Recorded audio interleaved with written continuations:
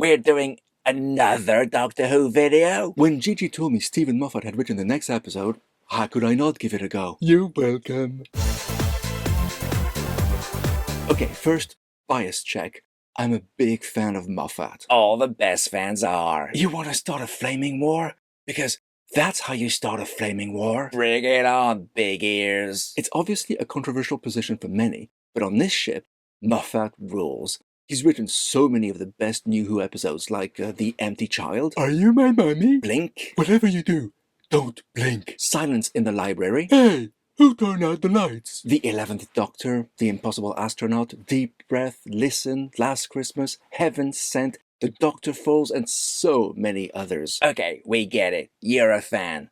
But he's not infallible. True, but even his inferior concepts have had interesting sci-fi ideas behind them. So despite my supreme disappointment after having seen Space Babies and The Devil Scored last week, how could I not press pause on No Longer Following Doctor Who and check out Boom? And? Turns out Moffat didn't disappoint. The story's not that original though. Like, he's already dealt with priests as a military force in the future before, both in Time of the Angels and A Good Man Goes to War. He's obviously got an issue with religion causing untold suffering. And who could blame him? And it's likely to trigger some viewers across the pond who are quite partial to their imaginary sky fairy. And if that doesn't trigger them, the attack on capitalism will. You can't tell me they're in favor of the concept of getting rich off of arms deals. Well, they do love their guns. Suffice to say that while some might have been put off by last week's nonsensical puerile stories, as we were, others may now take issue with the messaging in this story.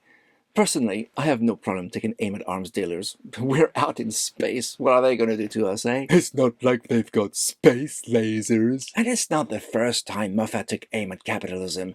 Remember Oxygen? He didn't write that one. But it was during his tenure. We're fighting the suits. It was an excellent story, and Boom had strong parallels. Profit before people's welfare, for one. Refreshing after the Chibnall era, where the Doctor fought for the mega corporations, and the person wanting better conditions was the problem. That was an interesting angle for the Doctor to take, to be sure. Oh, go on, say it. It was shit. Pure pandering to Amazon, of all things. I didn't mention it, so you can delight in saying it, McClock. Thank you. Okay, so here, an arms corporation decided to essentially create a war with no opponent, killing just enough of its own side to always keep getting steady orders for more weapons. Genius, really. Right down to the callousness of not treating the wounded because patients are too expensive. I really like the start where it was hinted the enemy could be hiding in the fog, leading us to think Moffat had come up with another genius monster. But he did create a good monster. Ambulances. People in the UK don't usually see them as such. If they eventually turn up, that is. This crazy one-sided war was nicely blended with the religious aspects, such as faith and absolute devotion blinding you to what's really going on, and compelling the soldiers to continue their pointless struggle even though they've never even seen the enemy. Because there isn't one. And this was coupled with the Americans' favorite pointless catchphrase when tragedy strikes. Thoughts and prayers. How did our heroes fare in the story? Surprisingly well, actually. The Doctor is usually pretty manic, and Chuti's version is the most manic we've had in a very long time. And how does a manic person manage when they're forced to be still and calm? I wasn't sure he could do it, but he sold it with aplomb.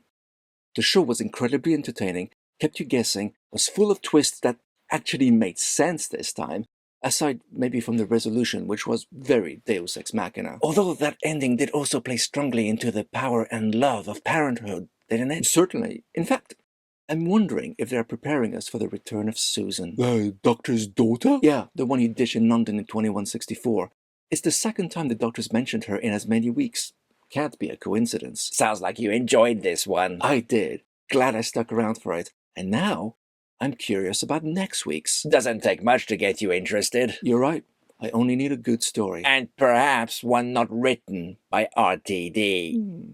You may be right. There is one thing about this episode that surprised me, though. What was it? Well, when a soldier died, he was compacted into an urn-like thing. You mean the flesh-colored container that is as thick as your arm? Yeah, with a light coming out of one end. How did they get that past the sensors? It looked exactly like one of them. Like one of what? What's wrong with a flesh container with a light? Remove the word container and you'll get it. Why? What's a fleshlight?